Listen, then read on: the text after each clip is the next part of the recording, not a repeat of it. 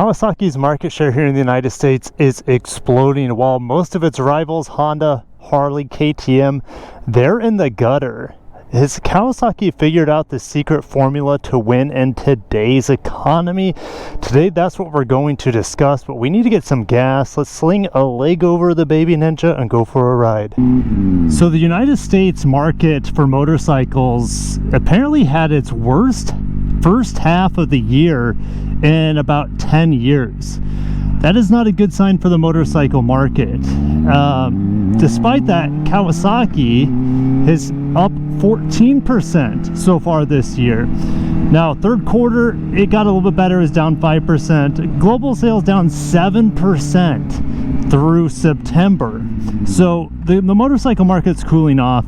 I don't know what it's like over in Europe. You know, the biggest growth market still is probably India, China, Southeast Asia. Motorcycle market here in the United States has been shrinking for a very, very long time. I don't know if I'm ever going to get the how about we do this? I don't think I'll be able to turn left here.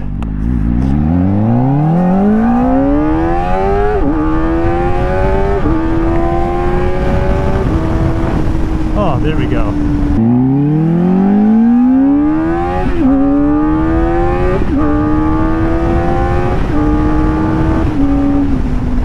So Kawasaki, a monster year so far, up 14%. I'm going to discuss why I think they're up and why they're doing so well. But Honda's down 8% here in the US. Harley down 16%. That's not really a surprise. I'll explain why I think they're down a lot. Yamaha's down like 4%. KTM down 24%, and there's obvious reasons for that with their financial woes. Indian is up 5%, taking maybe a bite out of Harley's market share. Suzuki down 13.5%, and BMW down 11%. Again, that's all the US market.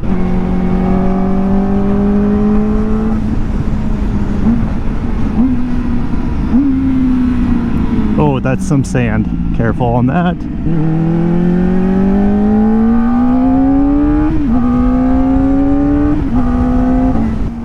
So why is Kawasaki up so much? Well, I think it honestly comes down to their lineup and their pricing.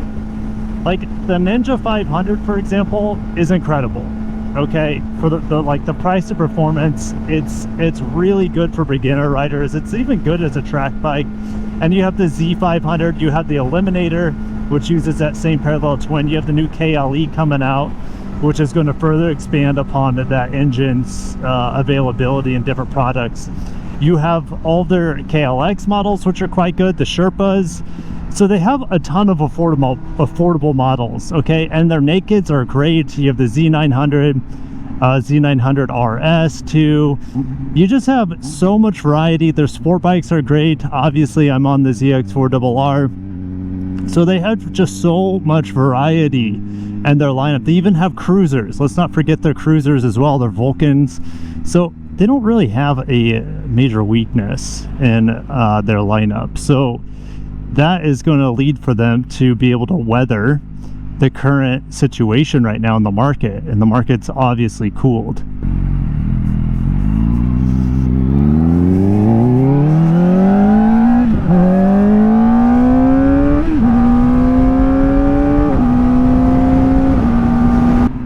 And I think Honda's down. You know, Honda's obviously the largest manufacturer in the world. Honda, it does much better than in other markets than they do here in the United States, okay? So I think Honda has some work to do. Will their new e-clutch technology help them on things like the Rebel? Maybe. All right. Honda needs, well, and their mini motos are great, don't get me wrong, but Honda's down. And I think it's honestly due to their uncompetitive entry-level sport bikes, entry-level naked bikes. All right, they still have CBR 300, okay? Their CBR 500s don't have the 270 crank parallel twin, all right? They're 180 crank. They're pretty boring, and there's no soul to that engine. Honda has amazing looking sport bikes. Even their low performance sport bikes look like big boy sport bikes. They do an amazing job, but like they just need more performance, okay, from their entry-level sport bikes and naked bikes, I would say. The Rebels could also massively benefit from having those updated engines on the 300cc segment and the 500cc segment. The new Hornets on the market for Honda are going to help them, I think, a lot compete with Kawasaki's nakeds. They have the new CB1000 Hornet, also the CB750 Hornet. I think both of those bikes are really ugly, the 750 being uglier of the two. So I think once they have retro-ish looking versions of those bikes, I think that'll help, honestly. I am also still waiting for Honda's CB500 or a GB500 retro single-cylinder air-cooled. They have the CB350 Classic in other markets. I think it would do well here. Would it be a huge volume seller? Maybe, actually, because you have a lot of people that really appreciate the old designs of the old CB750s, and it's kind of similar to that old school air-cooled design. Obviously not the performance, but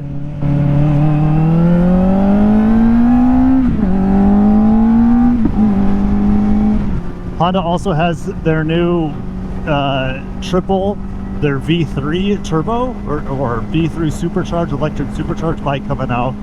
But that's going to be very low volume. That's going to be a halo product. It's not going to move sales for them. In theory, it could, because it get people in the door to see what it's all about, what it looks like. You know, it's a Frankenstein sort of thing. But Honda needs the new CBR 600R in America, and you know, you would think that, I mean, that market's kind of dead, honestly, sadly. The super sport bikes. Kawasaki's is recalled again their 636, so like this bike is the 4RR is obviously, I'm not having any regrets over a year later of having this bike instead of opting for the more powerful 636, which is now on its second recall, I think for about the same exact issue. No CBR 600RR new edition that Europe has. We still have the old one. That's a joke from Honda that we still have the old one. Not compelling enough naked bikes, all right, at least not enough classically styled or retro styled ones. And the CB1000F will help, but heck, has the CB1000F even been announced for our market? I don't think so. Not yet for America, which obviously it will come here. Obviously it will, and I do think that will help sales quite a bit. It'll package the Hornet into a much better looking and more approachable styled bike, in my opinion. But Honda maybe is also sleeping a little bit at the wheel with their dual sports, maybe also with their adventure bikes. You might think, correct, they have the Africa Twin, they have the Transalp, yes, but those are more expensive bikes. And what about the entry level? Well, they have the CRF Rally. Yeah, I guess so. And that bike is pretty cool. I've been tempted to buy the CRF 300 Rally. And Honda has been updating the suspension on the CRF 300L. So it has been getting the updates, but is it enough for Honda? It seems like it's not. If they're down 8%, I'm really curious to see which categories are suffering the most for them. Is it the Rebel lineup? Is it the sport bike lineup? Is it specifically their entry-level product, just not as competitive as Kawasaki's? That's where my guess is. That's probably where they're down the most. All right, they're just giving up ground to maybe CF Moto and Kawasaki and the entry-level sport bike and maybe entry-level beginner bike segments in general. Harley's down double digits because they have no entry-level bikes. Harley has a new entry-level bike coming out. I think it's going to cost less than $6,000, but it's going to be a reskinning of some Indian motorbikes that they have over there. It's not V-twin. You know, Chinese entry-level cruisers, some of them have V-twins, which is just crazy. Low displacement V-twins.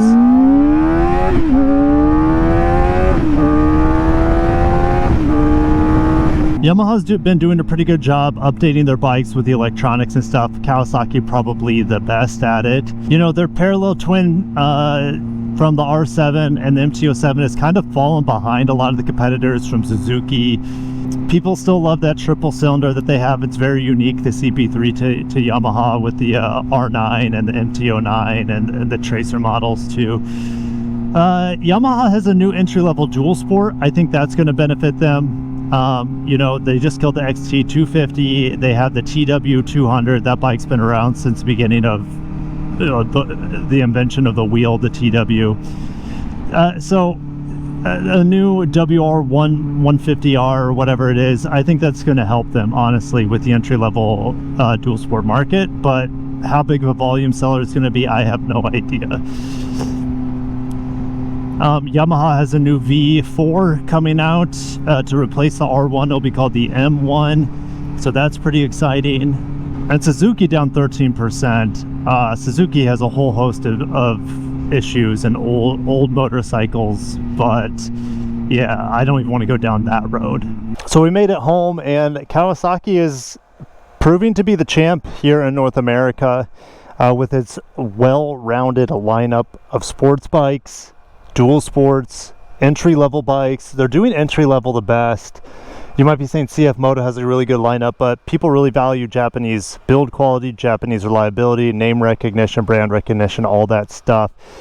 And Honda's slipping a little bit. They have a lot of work to do. Suzuki slipping a lot. They have work to do. KTM, who knows how long they're going to be in the market. Harley has so much work to do. Indian is kind of eating their lunch. Indian is one of the few motorcycle manufacturers growing in America, next to Kawasaki, for example. And Yamaha, you know, doing enough, but still getting hit with the difficult market situation right now.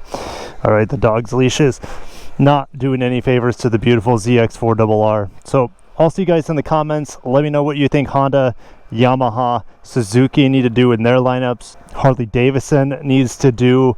If Harley comes out with singles and parallel twins, that's not going to move the needle for entry-level Harley people, in my opinion. They need V-twins. Even small displacements would be amazing.